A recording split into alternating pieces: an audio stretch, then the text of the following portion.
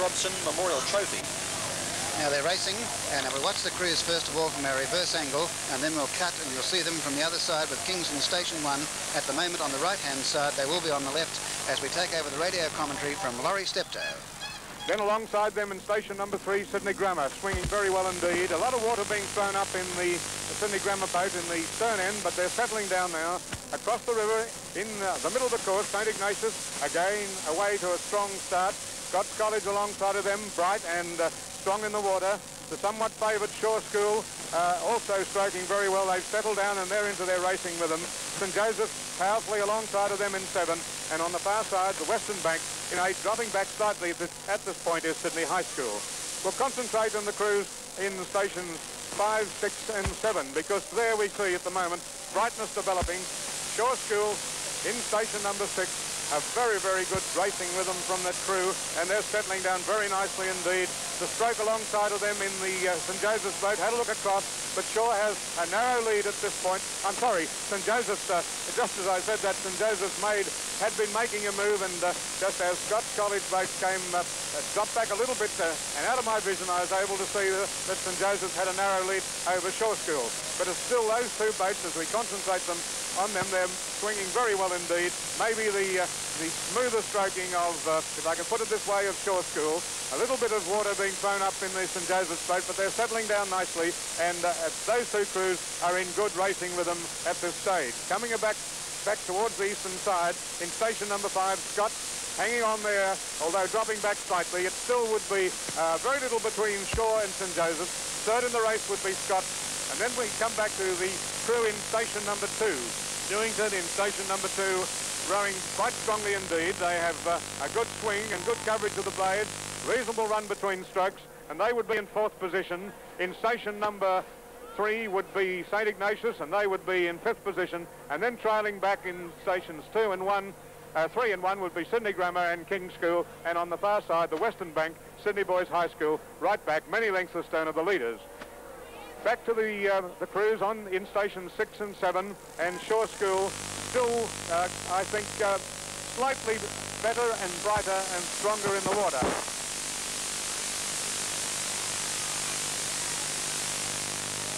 Because it's been a crew which has performed excellently right throughout the preparatory regattas, and at this stage, Shore still have that lead. They were pressed by St. Joseph's, but Shore in station number 6, swinging nicely, under control, and with something like 3/4 of the length of the lead now over the improving Scots College crew alongside of them.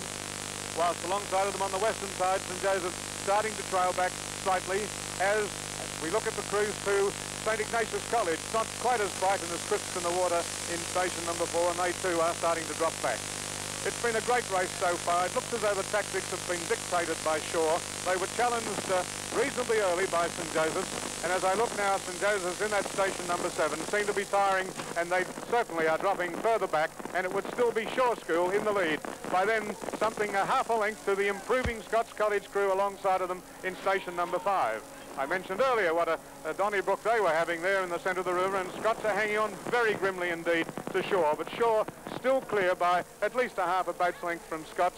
Dropping back then, and in a line almost across the river, would be St. Joseph's in 7, back then to Newington in 2, Kings in 1, Sydney Grammar starting to trail slightly, then St. Ignatius, and of course back in on the far side, Sydney High School. No doubt about the two crews. The stroke of the Shore School crew, I think, is quite confident and happy at this stage. He's not endeavouring to move further away from Scott. Indeed, Scott appear to be tiring just slightly. They had a magnificent effort there with a 1/4 mile covered, and they certainly moved up onto and stuck with Shore, but Shore slightly smoother, crisper, better run between strokes. The bow of the Shore boat is quite clear to me now as I describe this from water level, and Shore have excellent run between strokes, and they seem to be just content to keep the rate at the appropriate rate of striking to ensure they keep this lead, although they certainly will have to watch shots alongside of them in station number 5. Dropping back, of course, the other crews, St. Joseph's in 7, and the crews in stations 1, 2, 3 and 4, respectively Kings, Newington, Grammar and St. Ignatius, are having virtually their own boat race as we move down towards the 1/4 mile mark to go. Just before we do cross over, we can see Shore contentedly, and I think completely in control, in front of Scott by something like a half a length, and then back to St. Joseph's and Newington, some 2 lengths further astern of Scott, and then the other crews dropping out, as I mentioned, King's, St. Ignatius, Grammar and Sydney High. An appropriate point in this LC Robson Trophy to cross to our shore commentators. And with just over 400 metres to go, the 8-oared crews making a magnificent picture on this mirror-like surface of the Nepean River. Right from the far, from the far side, we have King's in station number 1. Beside them in 2 is Newington with that familiar black stripe down the singlet. In 3, the dark singlets of Grammar. Then in 4, also in dark singlets, dropping back St. Ignatius.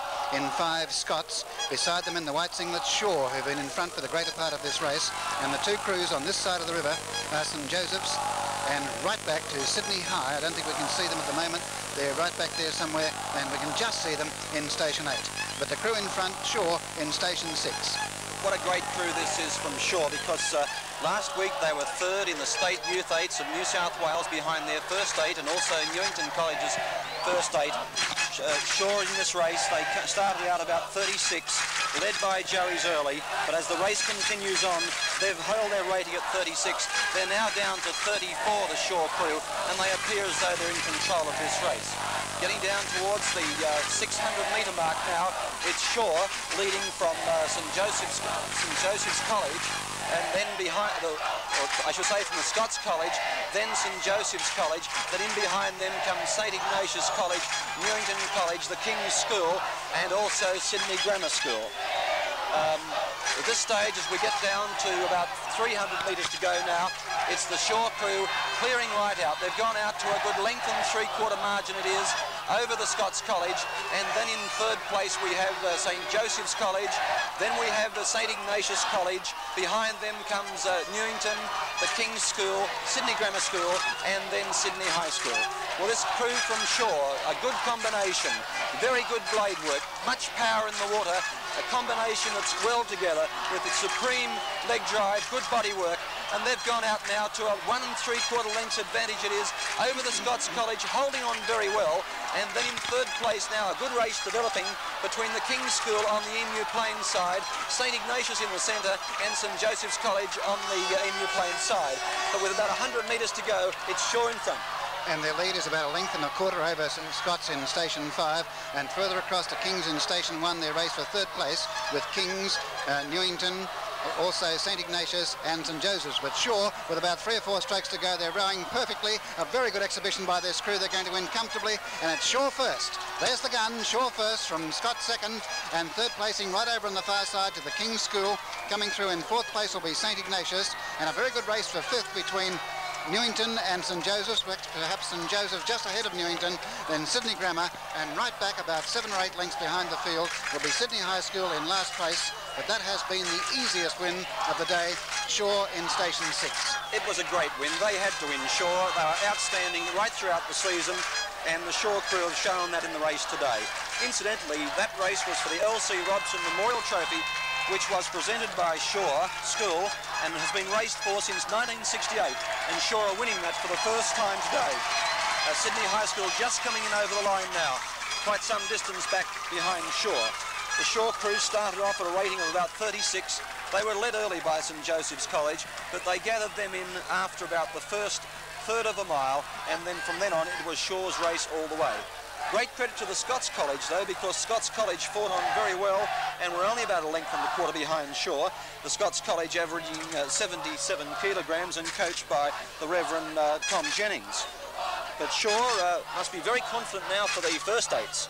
Having got the second 8s race up and convincingly, their first 8 must now go to the line brimming full of confidence in the hope to make it a double in the 8s for Shaw. And that makes it 3 out of 5 for Shaw, and the other 2 races going to Scots. Well, so we have Shaw, an outstanding performance, and also in terms of results, a big improvement by Scots College. Oh yes, Scots have done very well this year at the Regatta. They've certainly come in very well in that 2nd position. Their 4s have won 2 4s. Scots are showing great improvement. Standing by for the flagpole on the far side, we saw them as Shaw first from station 6, Scott's 2nd from station 5, and King's 3rd from station 1. There's little doubt about the finishing order. I don't think there's any question there. The previous race, of course, was the closest of the day, and that one was the easiest. That's right, no doubt at all about that one. And conditions here, just some few minutes, some 10 minutes or so to the head of the river itself, are absolutely perfect. There's not a breath of wind at this stage. The conditions could not be better. It's not brilliant sunshine, but it's good, cool, good conditions, mild conditions really, in which all crews will have the fairest of races.